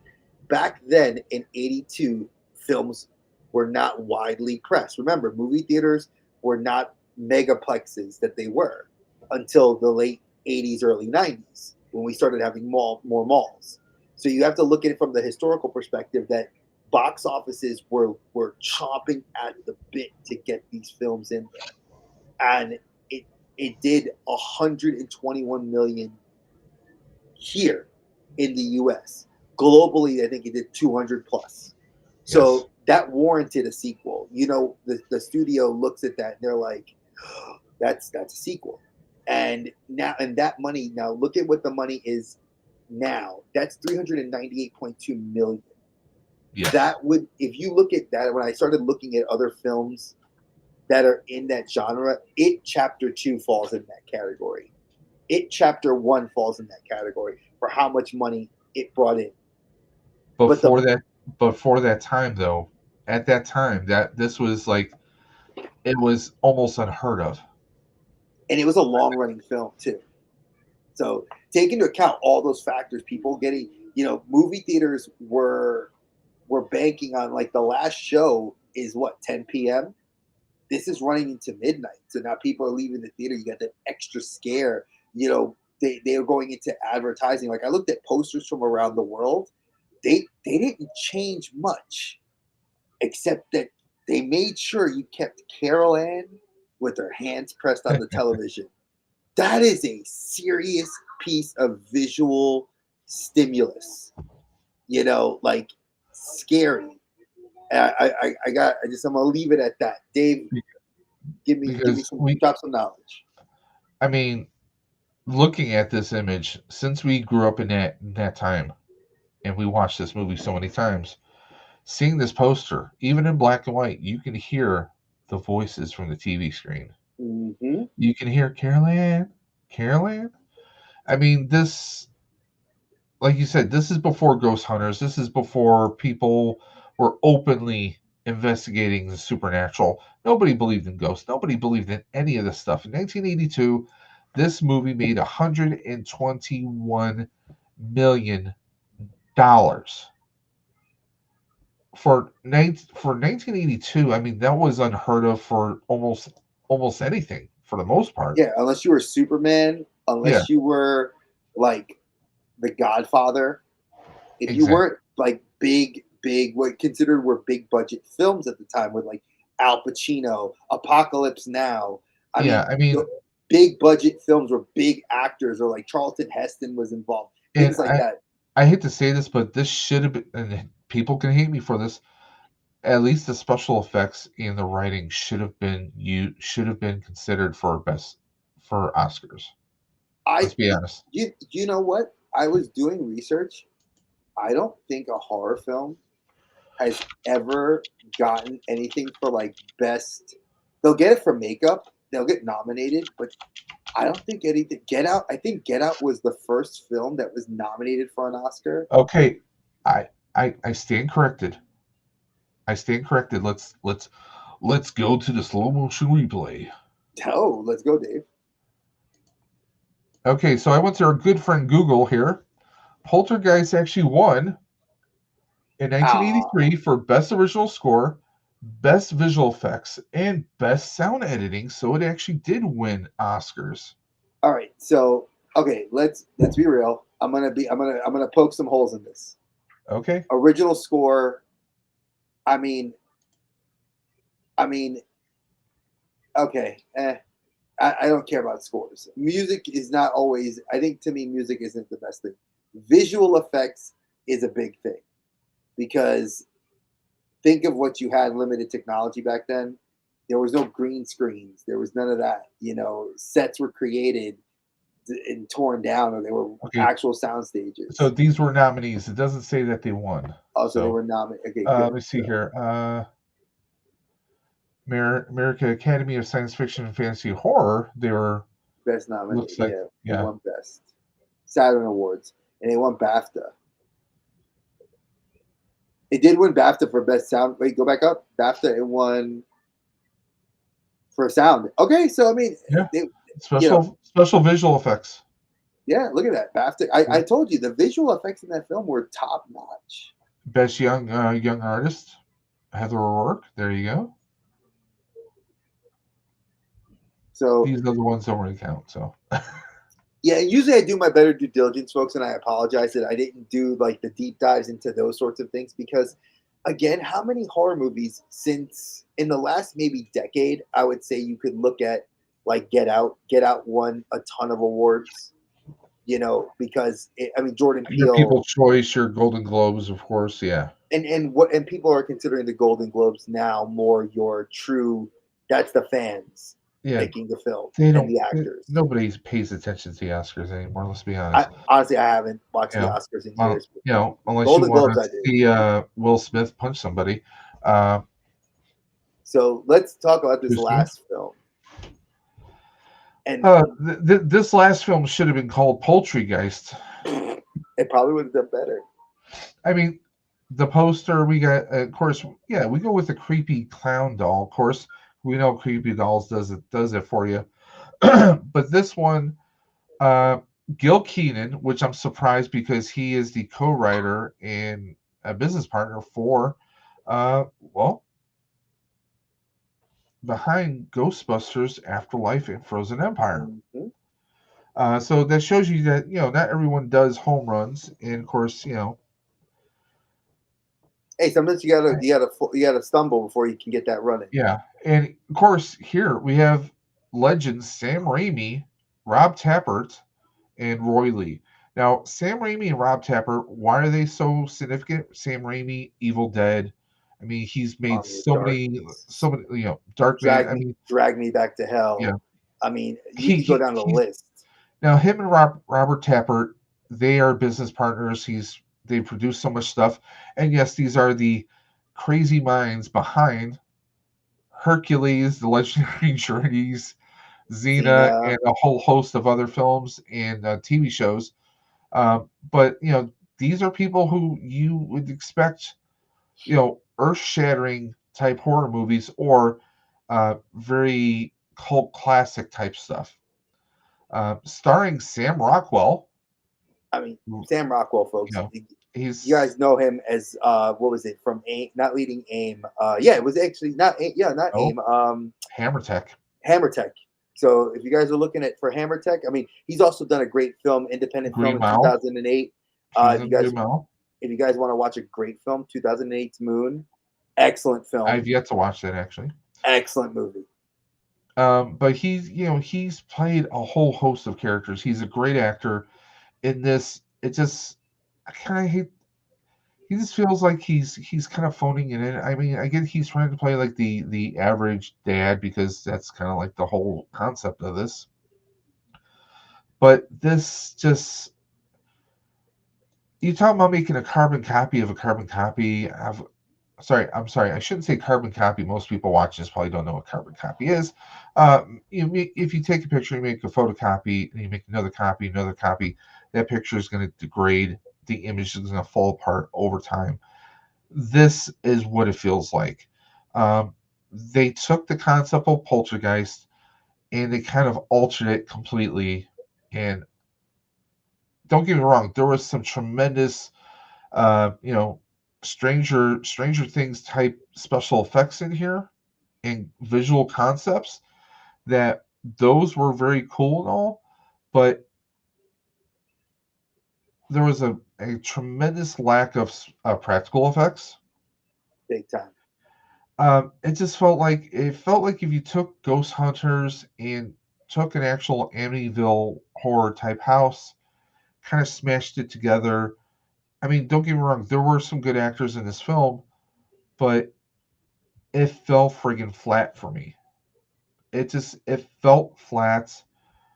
There were things that just like I was kind of hoping for certain things to happen, but they didn't happen in this film. There were nods I wanted that I There were didn't get. faint nods, yeah. Echoes, No, if but you will. but they're exactly what an echo is. Like, when an echo fades, when you hear like echo and it's the loudest the first time, this is like the final like echo. It's like that. This movie is not. My daughter saw this movie, my older daughter, and she was like, "Oh, this is scary." I was like, "Kid, this movie's a freaking joke." Like, there's nothing. I mean, and I guess for a generation of children and teens that are growing up in a more digital age, this film could be considered scary. But to me, I need those practical effects, man. Aliens, an alien when they rip Bishop and Bishop is laying there with his guts hanging out. I was like, oh! When they would show the skinned bodies in Predator, like, and he's hosing the brain out of the skull and cleaning the skull. Those are effects that you need, that viscera. I mean, like you're saying, Predator, when the skin is off the bodies, you can see steam coming off of it. That's what I'm saying. The viscera, that details, just the smoke rising off of like the getting in the mud. I need those effects. CGI is good, but when it comes to horror, some of it you need it to be that still. Give me the what was it? The corn syrup. Give me the corn syrup. That's scary. I mean, there are films that do this, that scare the crap out of you without special effects. That there's writing, there's acting that can just convey that kind of terror. I mean, the original Night of the Living Dead is a very scary movie. Do we have any special effects? We have people shooting blanks with shotguns. That's probably the most special effects you get. You get people who are zombies, and one of the worst, most terrifying parts is that the people you really have to worry about are other human beings. Well, play off this. I'm gonna play off what you just said. Look Yes. at a series like Walking Dead. Walking Dead and all the spin-off series, Yes. they use this much CGI and Yeah. this much because Nicotero, if you guys Greg don't know, Nicotero, the guy is is a friggin' legend. Nicotero loves practical effects. He is well known in the horror community It's like as a horror as a if, guy who loves that, if they and you did a see Mount it. Rushmore of horror, you'd have Tom Savini. I'm probably saying his name incorrectly, and you'd have Greg Nicotero Oh, because they are George just friggin' Romero, legends. George They're well, Romero. well, I mean, when it comes to special effects and practical effects, these guys are friggin' Oh yeah, legends. Nicotero has said it. Like, and I like that Kirkman brought him on to help him Oh do the yeah, series. You know, and I think that when you look at that viscera, like seeing the skin fly off of the hand, and you see like the skeleton parts, like that stuff is exactly what brought us to be like, you know, and turn our heads. Now, I will, and I'm gonna. People are gonna be like, "Oh, you're talking about both sides of your mouth." I am gonna say this now. Stephen King's It Chapter 2. I think probably the scariest moment. My wife saw this with me. I remember we were in there in the theater, and I'll never forget that scene of the old lady saying, "I'm gonna go bake us some cookies."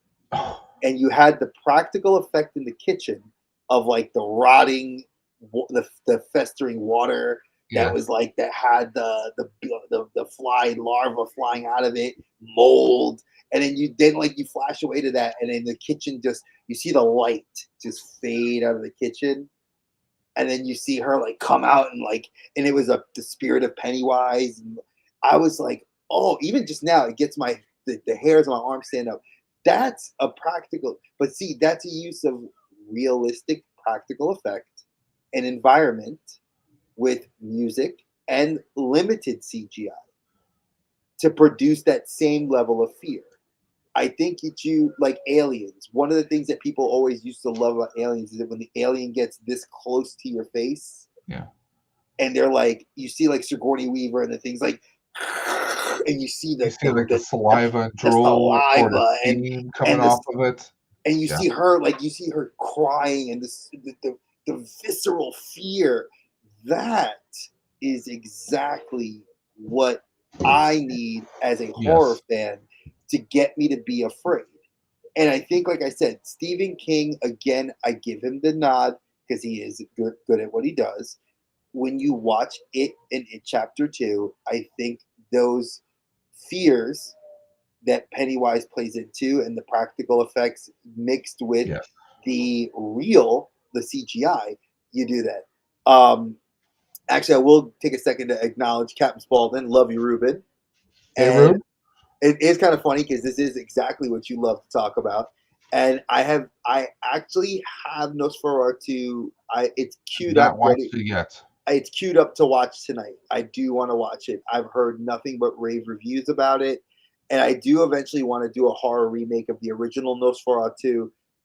You know, going almost back to Bela Lugosi to compare the Universal Monster version to this one and see how I've heard exactly. I've heard it's a really good film. So, and like you know what? I blame Dave.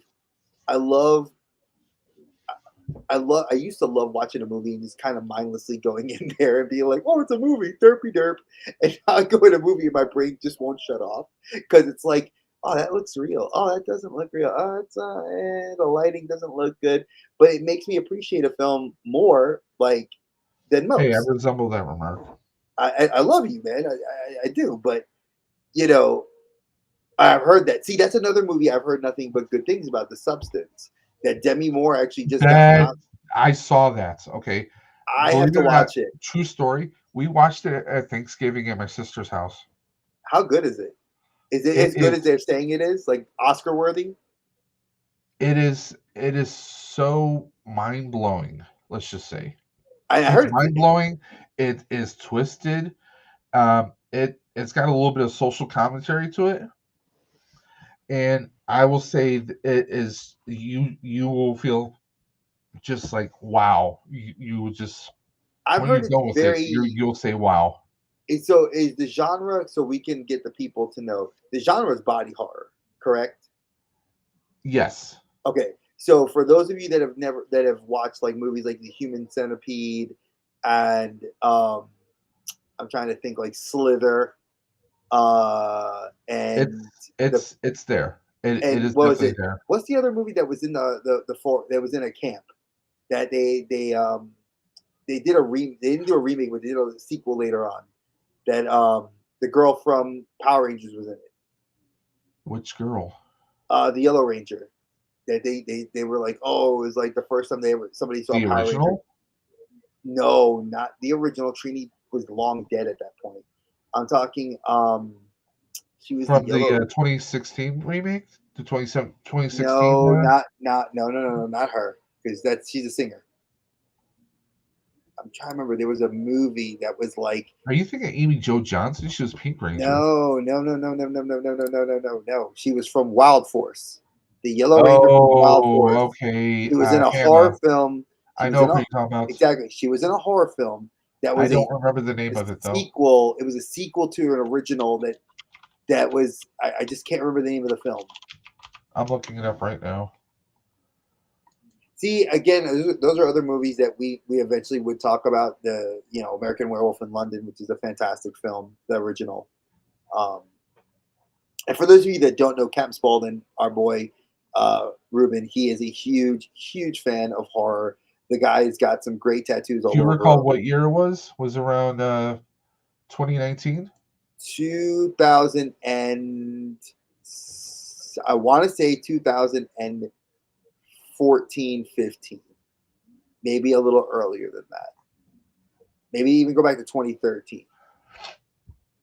It was like a toxic plague insect thing, kind of like Slither, because we all know that our boy Nathan Fillion was in Slither, but Slither was like, it was like in that vein of movies where like you didn't want to get the water, or if you drank the water, it got you, like it would like make your skin fall off and did horrible things to you. And I can't remember the name of it.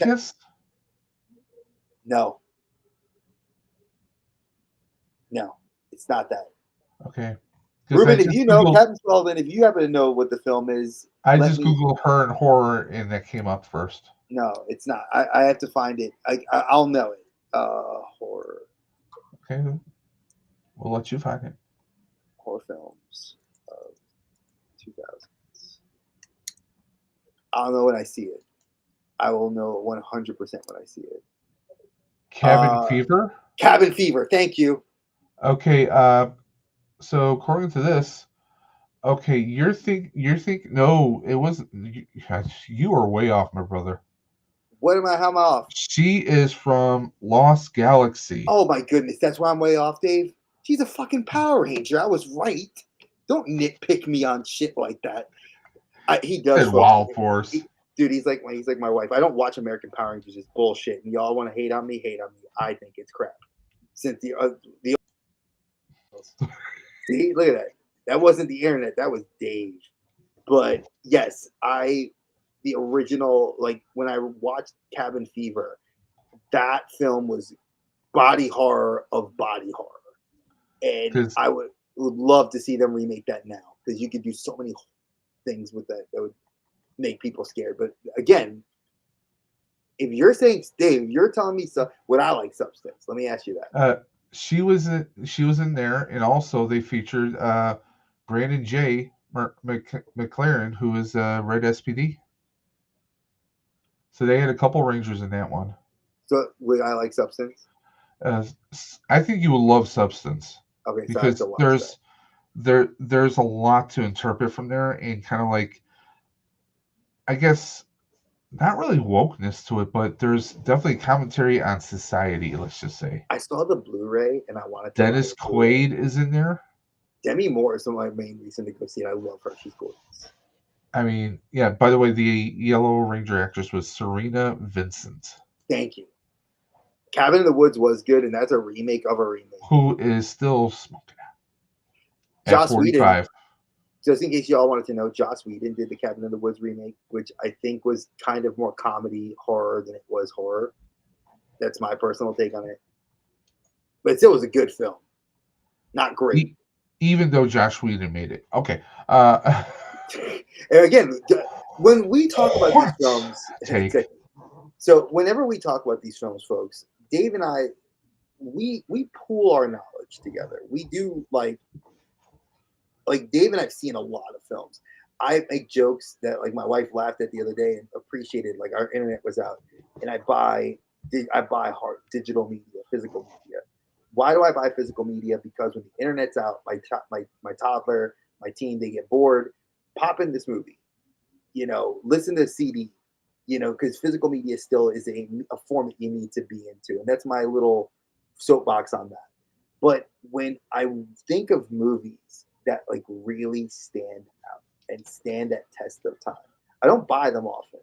I buy a lot of the movies I love and I've seen that really were good. And I saw the cover for Substance, and it was very reminiscent of the cover from like the Human Centipede, where they had the guy like in the surgical curtain, and he's like pushing his face through. Like it brought back movies of like Wrong Turn, where the poster and the DVD and those arts bring you in. If those are films, because like I said, these are a remake series that we're going to be doing, and we're going to be visiting it about once or twice a month, maybe once a month. We'll be bringing it back to kind of go over, because there's so many series that Dave and I want to cover. But if there's a particular remake you guys really want us, because you love what we say and you love our opinions, hit us up with some of the ideas. Because like I said, I pick them, but Dave and I really talk about them. So yeah, well, he picks some of the movies we go over, and I pick some of. I throw we my argued. ideas out there. Listen, we argued for like 2 weeks one time. No Yes. BS. We actually recently just argued over fantasy films today.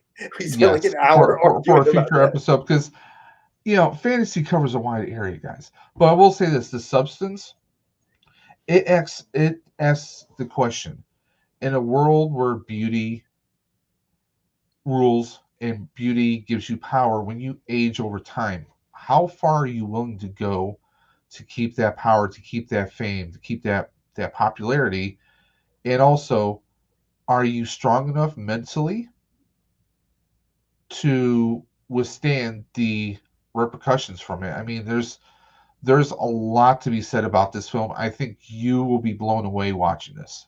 Okay, See, I Dave think knows me we're well. I think I'm gonna have to watch it, because it's a movie that makes you think, and we which I know love. Dre loves movies that make him think. I do. I need that, because I don't. If I want mindless ephemera, to use the term. Big shout out to you, Brick. I need. Sometimes I want to watch those kind of movies, and I do. They're called popcorn Yeah, movies for yeah. the regular person. This isn't necessarily mindless, but I will say that like there is some exaggerations with some of the characters, especially Dennis Quaid's character in this film. But this really speaks a Is he a lot villain? Is he to, a villain in this movie? Is Dennis Quaid a villain? kind of, Are you he shitting me? He's he, such a he good person. oh he like Wow. he recently, what, in the past couple of years, he played Ronald Reagan, right? Yeah. One of the Yeah. most well-known presidents of the 20th century. Um, and then he turns around and he plays this guy who is just a total like ass, Oh, total I have ass. to watch this. Like he is a corporate d bag. Okay, so that alone. But I don't think they could have picked anyone better than Demi Moore to play the character that she plays in this film, and also the actress who plays her counterpart in this film. Let's just say, and it blows you away. By the way, this is definitely something you don't want the kids around, because there is a lot of graphic bodies. Okay, I love the way uh, a, Dave was a careful. lot of a lot of Dave, I'm not saying bloody you just bodies. you I'm just Fred talking. Astaire'd yourself around that. Hey, I'm saying he it, just two it step, folks. it's not anything you want little Tommy and Jimmy to watch, because they'll get excited. Let's just put it that way. So wait, could Lana watch this movie? She's 15. Um, She's 15. Could she watch it? Would she I'm appreciate? Do you think a 15-year-old could watch it? Let me put it that way. Somebody at our yeah, age watching films like that. they might question why is this person naked?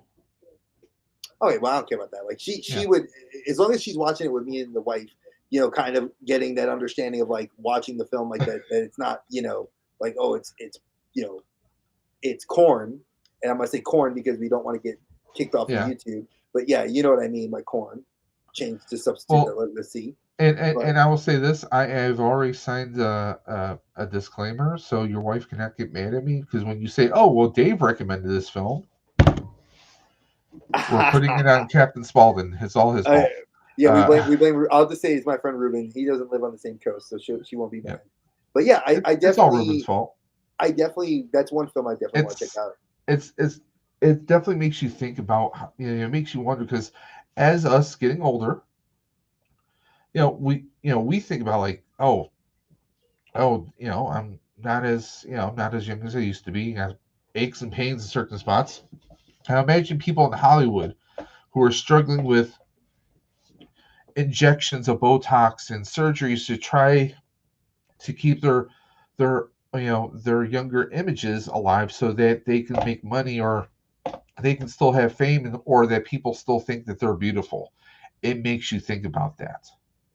Wow, that's actually something I love. So I love that idea. And folks, just so you understand, like whenever I look to review a film, even if it's we don't like doing newer stuff, but substance I've heard about. I've been seeing a lot of good stuff, and it seems to be a genre of the body horror making a comeback. I think like everything in we've Dave and I've talked about this before in private as well as on the channel.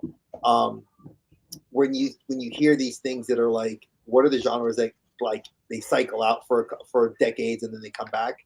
I think this is body horror starting to make that comeback because there's another film called Grafted that just came out this year, and it's about an Asian girl going to like a high profile school. And I haven't watched the film, I just kind of read a little bit about it, and it's like her way of surviving as an Asian girl, very smart. And I'm saying that with notice the emphasis I'm putting on that because she's in a school, an elite school, and she has to, the title Grafted, and the image on the cover is the Asian girl in the middle with two like masks falling. And I'm gonna leave it at that. I think the film looks good, and if anything, if it's anything like Substance, I'm definitely gonna. I'll probably go pick it up at Walmart tomorrow. It sounds really good. But yeah, like we've on this channel like to believe that when you see a remake of something, we always hope for the best, right? But I that's always all we it's can like what do. was it? Hope for the best, expect the worst. Usually is kind of the case nowadays with a lot of remakes. And I'm gonna state this: I think that with this particular film, as well as with other films, you're not always gonna see the remakes do really well. Like we're gonna get into some more topics about horror later on, and I think that you guys will like the other films we do. But expect when we talk about these films that sometimes the newer film may not hit, and sometimes the new film may be worse, and the original could be like 50 years old, 40 years old. If we were to actually talk about Bela Lugosi's Nosferatu, that's what, like 70, 80 years old now? It was in the 20s and Or the 30s. original Frankenstein. Yeah, so when we're talking Universal Monsters, you're talking late 30s, mid to late 30s, early 40s. So we're hitting almost at 70, 80, 90 years of film. And if those films are still slapping because films nowadays can't touch it with the technology we have, something's wrong, folks. But I did want to bring up the topic, kind of close out this one here, folks. Dave's hit the nail on the head on this one. If you're gonna watch a remake, the best remake to watch is Candyman. It's a direct sequel, not even really considered a remake. It actually it does leave a door open, but I think there's so many other things that Hollywood's currently working on. They're probably not going to touch on it, but it is something for you to consider. Um, our next episode is going to be something I'm really looking forward to. Fantasy films, and Dave actually had me define this earlier, so I'll define it now. The definition of fantasy would be high fantasy. So sword, sorcery, dragons, demons, princesses, princes, that sort of thing. So those films will be what I've already got my list made, and I told Dave one of my picks, and he looked at me through the phone. Now, mind you, it's funny when you can feel someone look at the phone, like they pull the phone away and go, they're like, "What the did he really?" I won't say what the pick is, but it was just funny that he looked at me, and I'm like, It's a damn good He pick, picked my Earth opinion. Girls Are Easy. I mean, really? I'm sorry. He's picking sci-fi, and that's like me picking Cole, one of his picks that he was mentioning. Like Cole, no, I wouldn't pick Cole, folks. I'm sorry, no. It's like picking Cole and me saying Cole's a master class in fantasy films. What about Kroll? Neither film I would use. Oh, Neither film. Conan would be a master class, and neither of those films made my list. Red Sonja nor Conan, nor any of its remakes, because there were several. Hercules didn't make it, but actually I should have put one as an honorable mention. Might be two honorable mentions on this list. I don't know yet. you still have to send me the list. I have to send to Dave the list. So just to give you guys kind of a rollout, next week's episode will be top fantasy films in our opinion. It's not going to have a guest on it. We are going to take a break because it's Valentine's Day, so we want to spend it with our wives. Essentially, after we will do 3 shows and then 1 off and then 3 again. So that is our scheduled format moving forward. Yes, Dave and I, when I was talking to Dave, I was like, just because I know my kids have events, there's some social things that come up on a Friday, and I know things that come up for our guests, like our friends and other people that are streaming. So we are going to be off, and ironically enough, it's a perfect time to be off because Captain America comes out. So the week after, we will discuss Captain America: Brave New World. And that wasn't even on my bingo card for things of topics we were talking about, but it's going to become one because of just a lot of the vitriol that Anthony Mackie's gotten lately on social media. And Dave and I both are very much in support of what he said. So kick rocks to anybody that wants to argue us. 2 Captain America fans, huge fans at that. So again, kick rocks. We don't care what you think. And if anyone wants to debate it, hit us come up. on the Outer show. Yeah. Dimensions Podcast at gmail.com or the Outer Dim Podcast, the Outer Dim Pod on the Twitter, or the Outer Dimensions Podcast on Instagram. So hit us up if anyone wants to come on and debate us. The portal is always open. As always, guys, if you have, like Dre said earlier, if you got suggestions, comments, you want us to cover a certain topic, just reach out to us. And as Patrick Stewart always said, we will make it so, number 1. I'm bald, so I guess I'm Patrick Stewart. I love Jean-Luc Picard. He's my cat. You're Patrick Stewart from the Mirror Universe. You got the goatee going. Hell yeah, I love that. Shit, that's awesome. But yeah, folks, if you guys listen, we absolutely love this stuff. You guys hear Dave and I don't always agree, but at least we are respectful. We are respectful of each other because one, we're best brothers, best friends, love him to death. He's entitled to his opinion, whether it's right or wrong. That's for you guys to decide.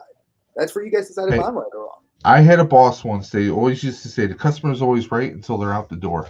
Exact facts. I like that. I'm going to use that one. Dave. Thank you.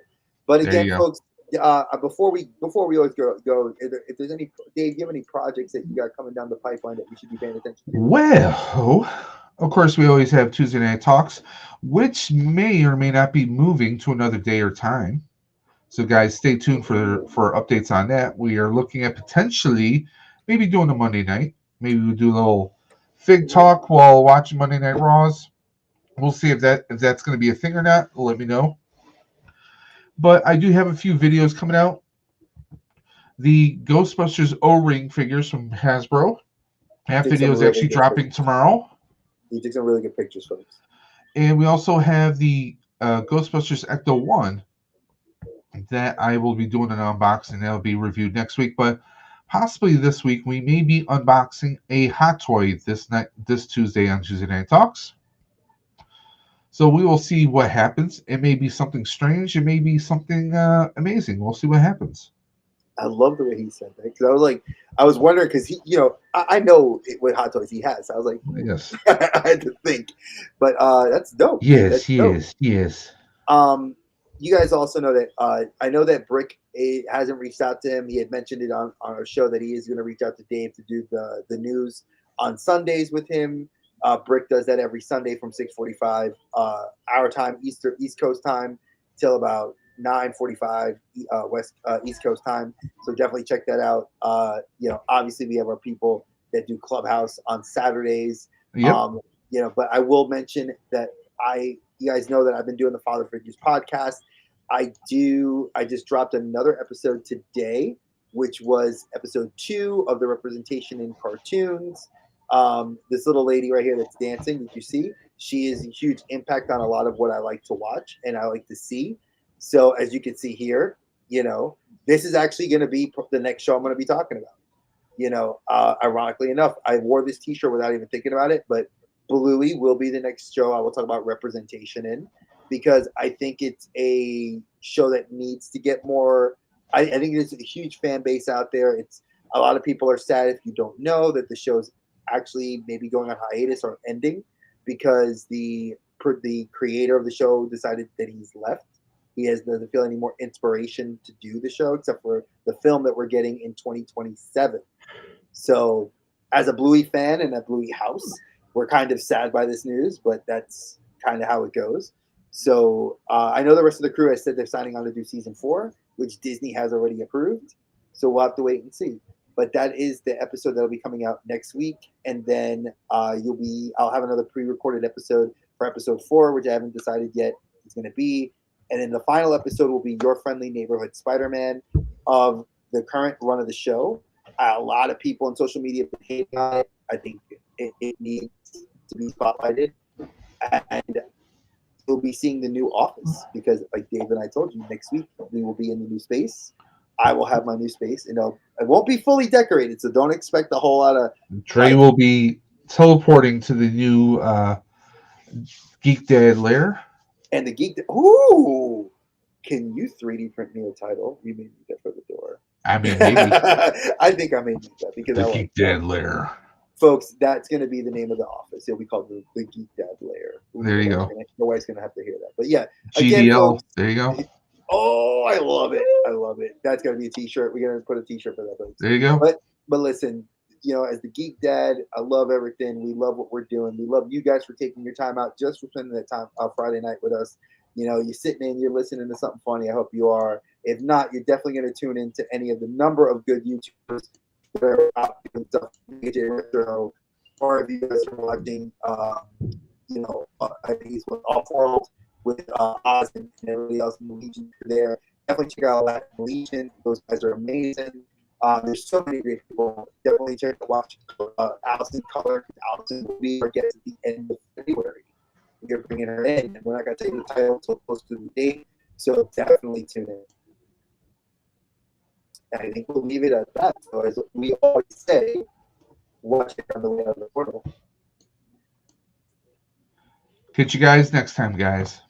Dre and Dave hit it hard in the dark, spinning tales from the void, never bark. Movie shows, they tear apart. Dimensions clash, they ignite the spark.